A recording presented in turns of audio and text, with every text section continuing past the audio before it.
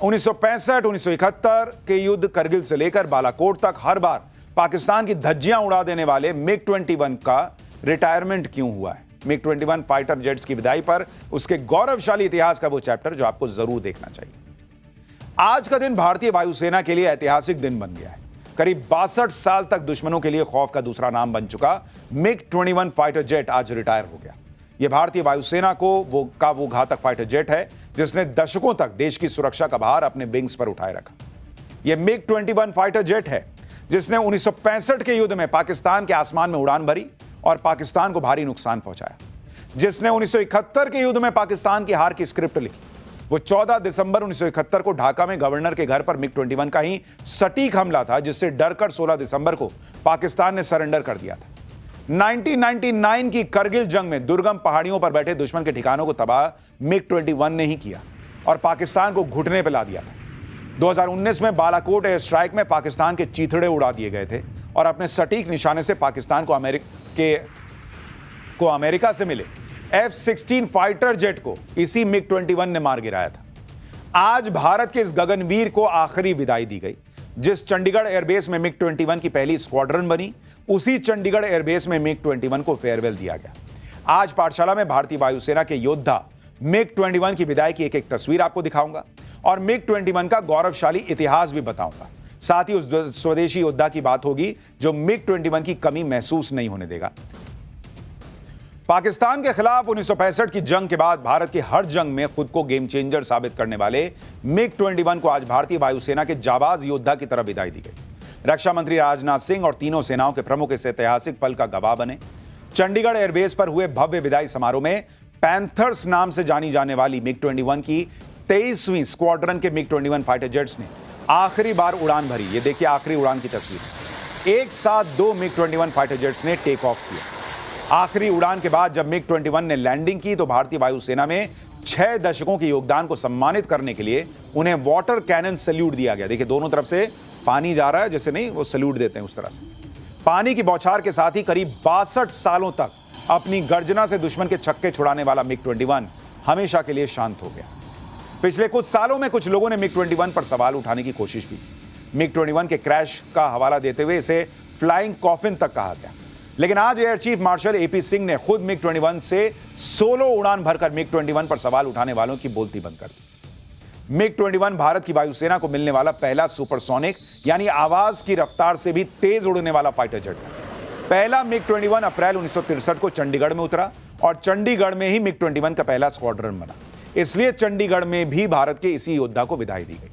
1960 के दशक की शुरुआत में जब भारत ने मिग 21 खरीदने का फैसला किया तो भारत से तत्कालीन विंग कमांडर दिलबाग सिंह की अगुवाई में 8 पायलट्स को ट्रेनिंग के लिए रूस भेजा गया था। देखिए साल 1962 में मिग 21 को उड़ाने की ट्रेनिंग के लिए भारत के 8 पायलट रूस पहुंचे, लेकिन मेडिकल वजहों से इनमें से एक पायलट को वापस लौटना पड़ा।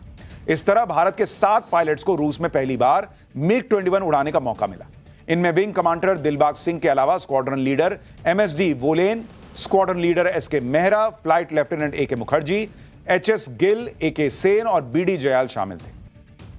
प्रधानमंत्री नरेंद्र मोदी इस वक्त देश की अर्थव्यवस्था से लेकर ग्लोबल पॉलिटिक्स तक हर मोर्चे पर भिड़े हुए हैं। ग्लोबल पॉलिटिक्स के जो चैलेंज हैं उनसे PM मोदी निपट रहे हैं। अर्थव्यवस्था के मामले में जो नए चैलेंज हैं उन्हें नए नए रिफॉर्म करके दूर कर रहे हैं। लेकिन नरेंद्र मोदी एक चैलेंज से निपटते हैं, दूसरा सामने आ जाता है। जैसे अब ये देखिए कि उन्होंने GST का इतना बड़ा रिफॉर्म किया, उत्सव वाला माहौल है, लेकिन कहां तो लेह में बवाल हो गया और अब आई लव मोहम्मद के नाम पर क्या हो रहा है वो आप देख लीजिए। आई लव मोहम्मद को लेकर आज इतना भयंकर बवाल हुआ कि पत्थर चल गए, गोली चल गई, जमीन में गाड़ देने की धमकियां दी जाने लगी। आप इस फर्क को देखिए कि नरेंद्र मोदी इधर रोजगार के लिए हाथ में पैसे दे रहे हैं, उधर कुछ लोग मुसलमानों के हाथ में पत्थर थमा रहे हैं। नरेंद्र मोदी ने आज ही बिहार की महिलाओं के अकाउंट में 10-10 हजार रुपए रोजगार के लिए डायरेक्ट ट्रांसफर करवाए, लेकिन इधर देखिए रोजगार की बात नहीं बल्कि बात हो रही है पत्थर मार। जो लोग आई लव मोहम्मद के नाम पर कई दिनों से बवाल करने में जुटे थे, उन लोगों ने आज जुमे की नमाज को मौका बना लिया। आस्था अपनी जगह और अराजकता अपनी जगह, दोनों में अंतर है बॉस। आप लव की बात कर रहे थे ना, आई लव मोहम्मद, तो ये हेट कहां से आ गया कि पत्थर चल रहे हैं? आई लव मोहम्मद के नाम पर आज देश के अलग अलग हिस्सों में फिर से प्रदर्शन हुए, लेकिन यूपी के बरेली में तो हद पार हो गई भाई। वहां एक मौलाना ने जुमे की नमाज के बाद लोगों को जमा होने के लिए कहा था, जिसके बाद भारी भीड़ जमा हो गई। भीड़ ने पुलिस पर पथराव कर दिया। देखिए कैसे उठा उठा के लड़के पत्थर फेंक रहे बॉस। इसी तरह से महाराष्ट्र के बीड़ में खुले मंच से यूपी के मुख्यमंत्री योगी आदित्यनाथ को जमीन में गाड़ देने की धमकी दी गई और उस दौरान वहां पर भड़काऊ नारेबाजी हो गई। आई लव मोहम्मद से उठी बात सीएम योगी को जमीन में दफन करने तक कैसे पहुंच गई। आपको आज हुए हंगामे की एक एक तस्वीर दिखाऊंगा। यह भी दिखाऊंगा कि कैसे तगड़ा एक्शन इन सब पर हुआ है, लेकिन पहले जो हुआ है उसकी एक झलक देखिए।